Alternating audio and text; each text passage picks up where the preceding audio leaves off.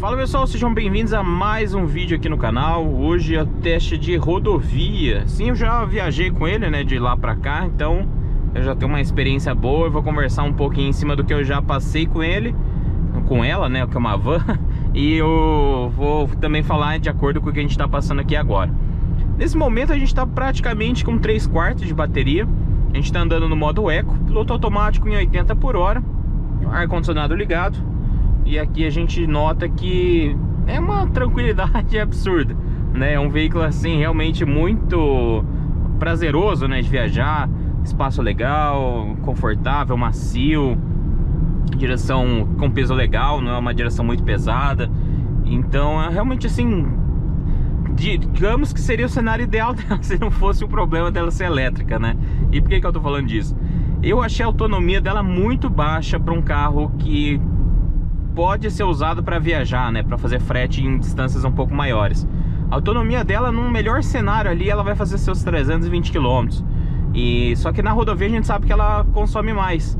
E aí que exatamente por isso que eu falo que é um cenário muito complicado, porque, por exemplo, a gente mora de Campinas para São Paulo, em geral é 100 km, tá? Dá um pouquinho menos dependendo de que ponto até ponto, mas vamos arredondar para 100 km. Então essa autonomia a princípio daria para a pessoa sair de São Paulo, chegar em Campinas, fazer as entregas em Campinas e voltar. Na teoria é isso, tá? Então não é uma autonomia ruim aqui para a região não. Porém, se a gente sair um pouquinho aqui da região metropolitana de São Paulo e Campinas, será que essa autonomia de 320 km, né, ou 300 km, vamos pode estar para baixo por ser rodovia, serão suficientes? E é aí que vem o problema. E aí vem o problema do carregamento, né? Porque o carregamento é uma coisa que você não consegue contar. Porque acontece muito de chegar num lugar e já tá ocupado, de estar quebrado, de não ter mais o posto que falou que tinha.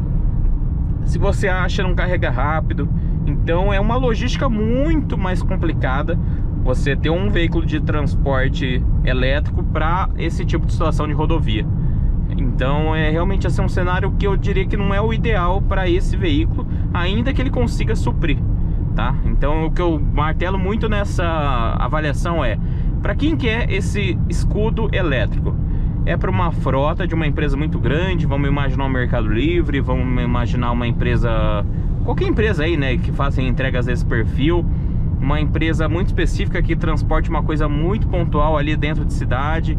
Então eu faço deslocamentos entre cidades que são próximas quase que diariamente, né? Então se você tem uma base de carregamento rápida no seu CD, né, seu centro de distribuição, faz sentido, porque você vai todo dia poder carregar esse carro, né, depois que ele for utilizado. Então você vai ter ali 300 km para rodar por dia. É uma média até boa, dependendo, né, do perfil de entrega que a pessoa faz com o veículo. Atende muito bem, né? Então nesse cenário funcionaria. Agora, falar que é mais prático não tem como falar. É muito mais prático, sei lá, e botar diesel a hora que você quer e não ficar refém disso daí. Porém, por outro lado, o custo, né, por quilômetro rodado já depois feito o investimento do carro, né, ou depois que for revender e recuperar, é justificável, porque realmente você vai gastar aqui, eu não lembro agora de cabeça quanto que tá, mas eu acho que é 70 centavos por... acho que é 70 centavos por quilowatt-hora, um negócio assim, posso estar enganado, mas acho que é esse valor. Ou seja, ele faz, né, a van especificamente aqui, costuma fazer, deixa eu até colocar aqui no menuzinho, ela costuma fazer uns 5 ali, ó, 5.4 que ela tá fazendo nos últimos 185 km. Isso misturado, tá? Rodovia, cidade, tudo junto. Então, se você pegar aí como média 5, a cada 5 km você vai gastar... cada 5 km você vai gastar 70 centavos, né? Deve ser mais ou menos essa média aí que deve estar, né? Falando aqui da minha região, tá? Obviamente a energia não deve ser tabelada, cada lugar tem a sua. Mas então, se eu realmente estiver lembrando certo o valor do quilômetro lá, do quilowatt certinho, é um custo muito baixo se você comparar com o diesel, né? O diesel com certeza custaria muito mais por quilômetro. Fora a manutenção, né, desse carro aqui, que é muito mais tranquila. Você tem trocas diferentes, né? Por exemplo, a troca de óleo, essas coisas que no carro é direto. Aqui você pode ter uma troca, por exemplo, você tem que cuidar do líquido de arrefecimento, né? Que ele tem também. Pode ser que tenha algum óleo, eu não sei se essa versão especificamente tem, mas alguns carros desses você tem que trocar, por exemplo, um óleo do câmbio, né? Algum sisteminha ali do câmbio usa algum tipo de óleo, mesmo que seja elétrico, né? Motor elétrico direto costuma ter uma transferência, alguma coisa ali que use. Coisas que realmente, né, apesar de não ter a mesma manutenção de um outro motor, continua tendo manutenção. Então, mas ainda assim o custo por quilômetro é menor. Porém, na hora da compra é difícil de recuperar, né? Porque você investe muito mais para poder levar um carro desse em vez da versão diesel. Então, é muito difícil fazer essa conta fechar. E aí entra, né, o que as montadoras fazem, que é vender o lado verde disso daqui. O que é o lado verde? Não polui, né? Você não está emitindo gases tóxicos na cidade. Então, para uma empresa verde, né, entregar com um carro elétrico faz todo sentido. Então, você vai investir muito mais para levar uma unidade elétrica em vez da diesel, mas por consequência, né, vai fazer sentido para a imagem que sua empresa quer passar. Então, dependendo, né, do perfil, por exemplo, o mercado, se você pegar vamos supor, um Pão de Açúcar, e eles colocarem um carro desse para entrega, né, deixando bem claro que é um veículo 100% elétrico e tal, entendeu? Passa aquela imagem de coisa ecológica, de, né, uma empresa que se preocupa, mesmo que todo o outro cenário não feche a conta, né? Mas nesse cenário aí você vende uma coisa e funciona, tá? Funciona, de fato. Você chegar num lugar aí com uma van dessa elétrica faz diferença assim para muita gente. Então são coisas a se levar em consideração. E versinho, hein? Vou te contar um negócio. Aí, Fernando, beleza, você tá falando tudo isso, mas na rodovia, se eu precisar de motor, eu vou ter sim, pessoal. Eu aqui, por exemplo, tô andando no modo Eco. Eu posso vir aqui pro modo Power. Vamos colocar o modo Power aqui, ativou. Ó, a patada que ele dá, pessoal. Ó. Você tá achando o quê? Sai da frente, gorfão. Vou dar uma pisadinha aqui só pra vocês terem uma ideia. Olha isso, 110, 120 e a Blazer vai entrar na nossa frente. Mas anda muito bem, tá?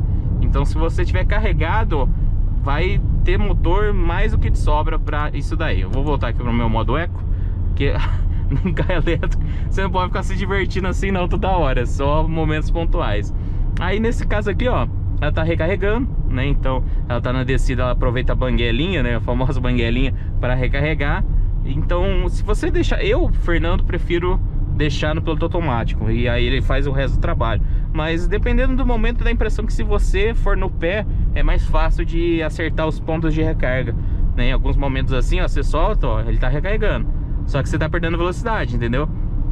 O recarregar dele, ele tira a velocidade do veículo, né? Ele não deixa solto. E esse carro em especial, ele não tem um botãozinho ali para desativar, né, essa parte. Então o que você tem aqui é um botão que ele faz ficar mais forte ainda nessa parte de recarga, olha. Então ele praticamente freia, né? Que é esse Bzinho aqui, que eu até fiquei na dúvida na avaliação lá que era. Então o objetivo dele é exatamente esse, é fazer como se fosse um freio motor, sabe? Então ele utiliza isso e faz ele ficar mais forte ainda para recarregar. Então nesse momento que eu tô pisando, ele vai andar nessa velocidade. A partir do momento que eu vou tirar o pé do acelerador, ó quanto que ele carrega mais, só que ao mesmo tempo eu perco muita mais velocidade. Então é um outro modo, né, um tipo de modo de condução aí que ele tem também. E é isso, pessoal. Então o que eu posso dizer? É um veículo muito interessante, não deixa de ser interessante, né? Mas tem que ser muito bem pensado para onde que você vai enfiar um carro desse. Porque em questão do carro em si, né, a gente tem a opção diesel. Se fosse um veículo exclusivo, né, não tem, mas não, a gente tem a versão diesel. Então tem que ser muito bem colocado ali na planilha até onde vale a pena você investir na elétrica ou na diesel. Eu levaria para casa a versão diesel, tá? Eu vou falar isso na avaliação toda, pelo menos. Eu nem andei na diesel, mas eu levaria a diesel pela praticidade. Porque na minha situação a estrutura de recarregamento é muito ruim. Na minha cidade, que é de Sumaré, que é do lado de Campinas, colada mesmo, é região metropolitana, eu simplesmente não tenho pontos de recarga em Sumaré e Hortolândia. Vocês têm ideia? Se tiver, é muito escondido, porque nem no aplicativo aparece. E mais uma vez, o único que tem perto lá é no Matão, que é da BYD, que fica dentro de um polo tecnológico lá, um negócio de indústria, e eu nem sei se a gente tem acesso liberado. Então, realmente assim, você vê que não é um carro para qualquer lugar, qualquer situação. Aqui na minha região, pelo que eu vi, né, na cidade, você até acha vários pontos, mas aí começa, né, aí é disputado e tal. Agora, como a gente está em rodovia, não é todo posto de rodovia que vai ter um ponto de recarga. Normalmente são postos já mais premiums, que já tá, né, tentando buscar ali uma atração para esse pessoal. E mesmo assim, se você pensar, por exemplo, eu tô aqui trabalhando, né, eu tô usando o veículo como veículo de carga. Até quanto, né, você vai, por exemplo, tá trabalhando na semana, beleza, você não tem tanto concorrente, né, tirando o pessoal da Uber, né, o pessoal que faz aplicativo, que usa carro elétrico, você não tem tanta concorrência. Agora imagina um final de ano, uma situação aí de feriado, você indo para algum lugar com esse veículo, que todo mundo tá descendo para aquele mesmo lugar, né, na praia com carro elétrico também, que inventou todo mundo de com carro elétrico. Não tem lugar que vá comportar a sua recarga, porque o problema é que demora. Se fosse um negócio rápido, né, você botou lá 15 minutinhos, que não é pouco tempo, mas 15 minutos resolveu, beleza. Mas não, pessoal, normalmente demora 40 minutos, né? Esse veículo especial, 80% em 40 minutos no carregamento mais rápido que ele suporta. Ou seja, você tem que achar o carregamento mais forte, e ainda assim você vai perder praticamente uma hora ali, né, no local. E aí o outro carro que chegou depois de você 15 minutos, ele vai ter que esperar 45 minutos, se der sorte que você vai sair em uma hora, entendeu? Então é toda uma logística que, minha visão é, não faz sentido um veículo desse se você não tem na sua própria casa ou no seu centro de distribuição o veículo próprio para aquilo, né, o carregamento próprio para aquilo. Que a minha visão é, para fazer sentido um veículo elétrico, ele tem que ser recarregado em casa, né, ou no CD, ou seja onde, na sua empresa, não importa, mas ele tem que ser isso, e na rua ser uma exceção. Numa emergência você vai carregar na rua. Só que aí volta o cenário que eu falei pra você. E se você vai entregar num lugar que a autonomia desse veículo não chega, que a autonomia dele é menor, como que você vai fazer? Você vai ficar refém, né, de informações aí, de postos e essas coisas? É bem complicado, viu? Então, por esse motivo, eu não te recomendaria a versão elétrica, a não ser que você vá focar mais em cidade, no máximo a região metropolitana, e se você tem um ponto de recarga na sua própria residência ou no seu próprio negócio que carregue rápido. Que aí, beleza, numa noite ali, né, você não vai usar o carro de madrugada, uma noite ele recarregou e você vai. Que eu vou falar o meu cenário, tá? No cenário que eu tô usando. Em casa, esse carro demorou 15 horas para recarregar na minha tomada. 15 horas. E não era carga cheia, não. Era meia carga. Porque ele já tava com metade do... E ele nem carregou tudo, para falar a verdade, tá? Que eu também acho que eu não deixei as 15 horas, mas... Por que isso? Porque eu tô carregando ele numa tomada comum. Uma tomada 110 de 10 amperes, que até me surpreendeu. Porque na minha cabeça esses carros carregavam em 20 amperes. Ou seja, minha Airfry tem 20 amperes na tomada e esse carro carrega em 10. Eu, Fernando, fiquei feliz, porque eu realmente achei que em casa eu não ia conseguir carregar. E tô conseguindo no pior cenário, que é 110 com 10 amperes. Mas é um ponto a se considerar. Então, na minha situação, se eu usasse carga todo dia, a minha energia de casa não supre. Ela não dá conta de carregar esse carro para uso diário. Mas aí que entra, né, o Allbox lá, sei lá como que chama, que aí ele faz esse papel de você, de fato, né, ter ali a questão da velocidade, né, pelo menos para uma noite ou período, né, seja lá que período que você não use a van, aí a van vai estar carregada para o próximo dia, e aí você entra num ciclo. Todo dia o que você carregou, supre, sobra um pouquinho, supre, sobra um pouquinho, e todo dia você vai ter esse ciclo aí tranquilamente. Então é preciso fazer essa conta também. A nossa média continua aqui, 5,3 km por kWh. Eu não tenho referência nenhuma de outros carros, então não sei se isso é uma média boa ou ruim, tá? Realmente, nesse sentido, eu não tenho nenhum comparativo para fazer com vocês.